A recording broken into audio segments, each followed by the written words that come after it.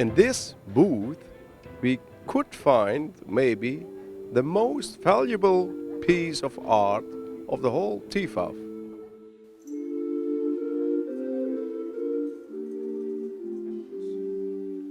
It was made a little bit after the year 1400, 1405, 1406 by one of the brothers Limburg, most likely Paul de Limburg, by commission of the Duke of Berry for his nephew Louis d'Orléans and his wife Valentina Visconti.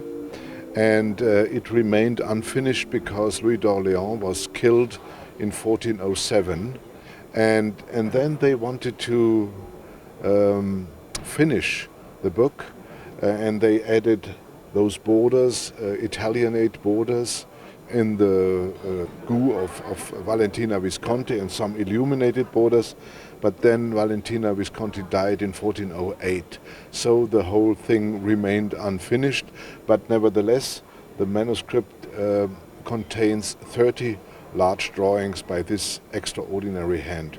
And one has to say that it is only the fourth manuscript in the world to be connected to the name of the Limburgs, who were the greatest artists of their time.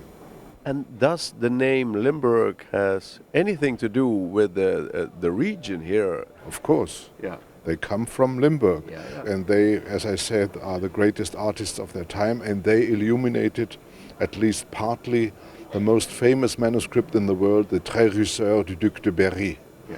This was illuminated between, say, 1411 and 1416, when all three brothers died of the plague, as did the Duke of Berry.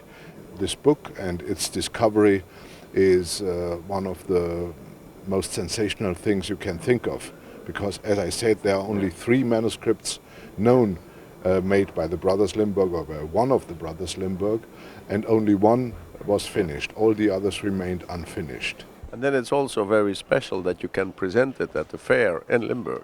Exactly. Yeah. This was my reason to show it here for the first time at all, and it was not known for 600 years, you have to imagine. Yeah. It was totally unknown. Where did you find? Well, it was in a very dubious online auction. I mean, I was fortunate enough to get it. And what is the worth of it here at TEFAF? It's 12 million euro. There were people here who said, so we hear that you are charging 30 million euro or 40 million. Or no, it's only 12 million. And did you have already people who are interested in it? Very many. Yeah. Okay. Yeah. Okay.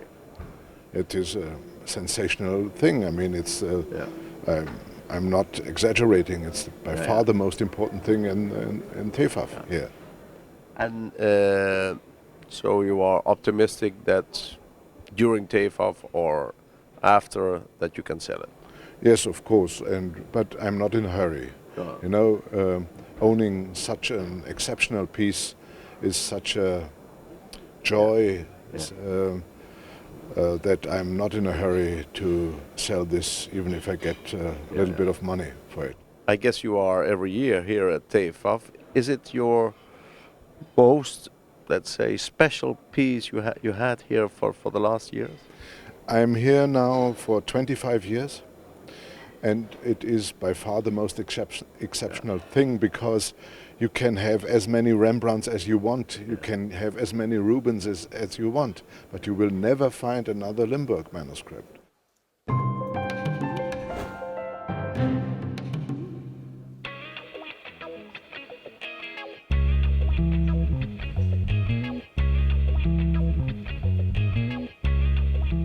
Dat zie je niet zo vaak op TEFAF, dat de kunstenaar er zelf bij is bij de kunst die hier getoond wordt. Nee, gelukkig niet. Hè, want dat moeten de galeristen doen. Die hebben het werk nu overgenomen. Ja. Is dat de eerste keer dat u hier met werk staat? Nee, dat is van 89 sta ik hier, elk jaar. En altijd bij dezelfde galerie? Nee, met 3 verschillende galerieën. Landau Fine Art heb ik een keer gestaan en Richard Philip een paar keer. En is het altijd iets van, ja, ik noem het maar even ijzer? Ik weet niet of het precies zo is. Meestal gesmeed ijzer, ja. Wat hier staat is altijd gesmeden. Ja. Ja. Dit is ook een ijzergalerie geweest en nu is het een juwelengalerie geworden. De vader is dood en zodoende is de dochter door verder gegaan met juwelen. Want het ijzer was te zwaar. Zijn er kopers of in ieder geval geïnteresseerden vanuit heel de wereld? En sowieso, uw werk, wordt dat ook in het buitenland verkocht?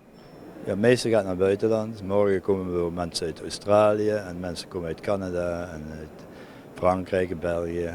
Weinig uit Nederland, maar dat komt nog. Ja.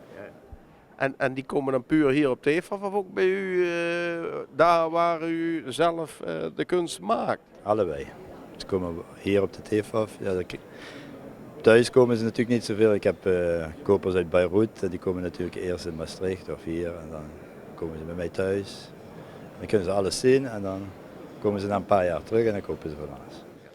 Dus de TEFAF is voor een Limburgse kunstenaar, mits internationaal bekend, dan is dat wel een groot voordeel. Ja, dat is een super voordeel.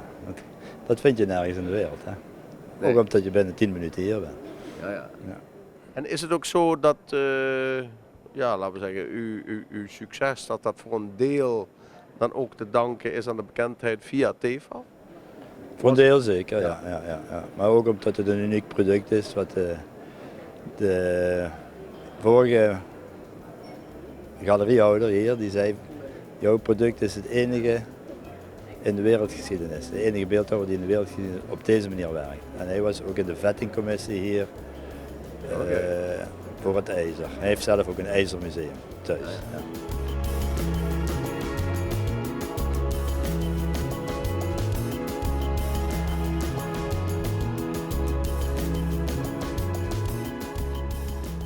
En wat is het unieke aan dit procedé?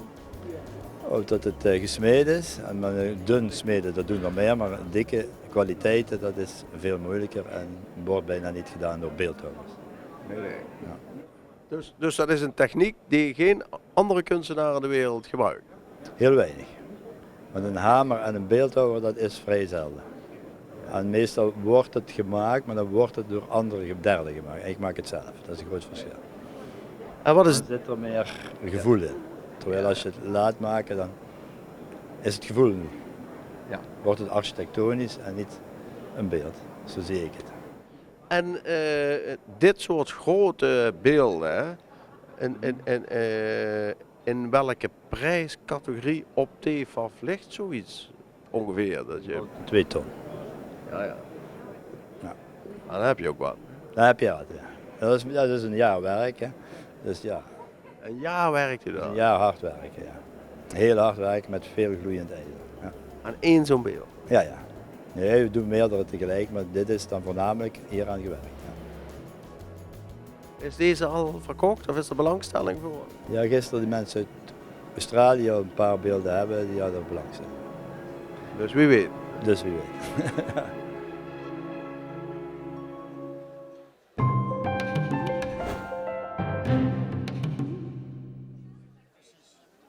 This year at TEFAF you not only bring your paintings but also your own newspaper.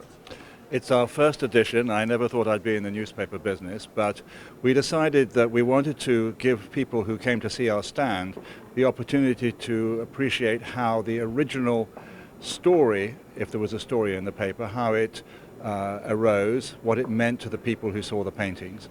And the idea came first of all because of our portrait of Napoleon at the Battle of Borodino, because the artist who painted it began the painting as soon as he heard the news of what they believed to be a French victory.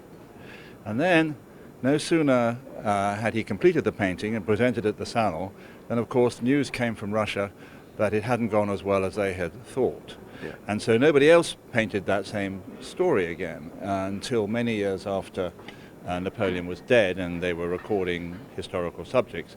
But this painting shows the emperor standing about to address his troops, and he remarks, as is well recorded, that they had the sunshine of Austerlitz, which had been a clear day, which is better to fight a battle on a clear day. Yeah.